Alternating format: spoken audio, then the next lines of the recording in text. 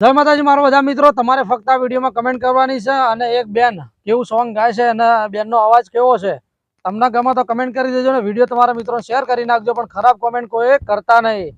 અને ગબ્બર ઠાકોર બધા સમાજના કલાકારોને સપોર્ટ કરે છે, તો તમારું શું કહેવું છે ફટાફટ કમેન્ટ કરો ને. પહેલા તો આ બેનનો વિડીયો જોઈ નાખો, પછી તમારા દિલમાં જે હોય કમેન્ટ કરી દેજો.